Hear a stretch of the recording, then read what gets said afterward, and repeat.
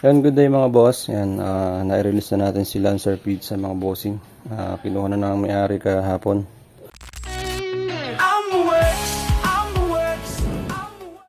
So ngayon mga boss, meron tayong Lancer GLXI. So iniwanan nito ni bossing dahil gusto niya ipaayos yung mga dapat ipaayos dito mga boss. Kasi nabili niyo to, na-stock yata, sabi ni bossing. Tapos ayun, upon checking mga bossing, medyo marami nga tayong dapat i-ayos dito. Kasi tulad nito, timing belt mga bossing, ayan, palitin na yung timing belt nya. Ayan. Tapos yung aircon mga boss, wala siyang aircon. So sa makina mga bossing, ang gagawin natin yung timing belt, isang set yan, tensioner, tsaka yung mga oil seal. Tapos dito sa servo, lilinisin natin, papalitan natin ng repair kit. Tapos yung V-screw, palitan natin kasi wala na.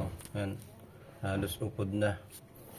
So yung injector mga bossing, lilinisin natin. Tapos spark plug, papalitan ng spark plug. Tapos itong spark plug seal mga bossing, papalitan din natin. Tapos dito sa sa aircon, yung panong aircon mga boss, hindi na gumagana. So papalitan din natin yan. Tapos yung radiator fan, ibabalik natin sa automatic function kasi nakarekta siya ngayon. Yung radiator, papalitan natin ng brand new mga bossing.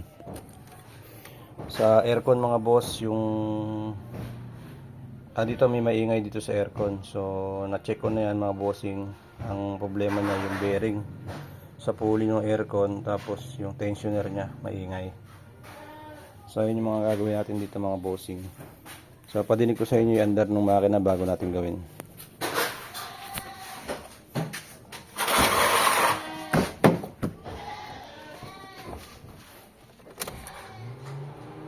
Ayan, madidinig niya mga boss, umikot kagad yung pan kasi nakarekta siya. Start tayo mga boss.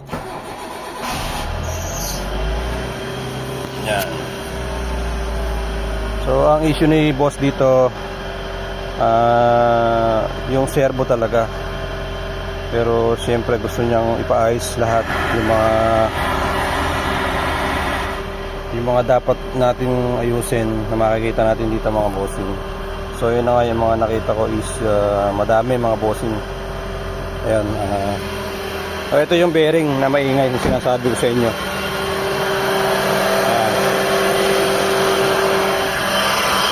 Ayan mga boss, ang maingay dito mga bossing, ito yung tensioner, yung bearing niyan, tapos yung bearing dito sa pulley ng aircon niya.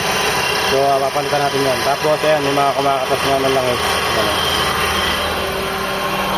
So ayan mga boss, update ko kayo sa magiging resulta ng gagawin natin dito mga bossing.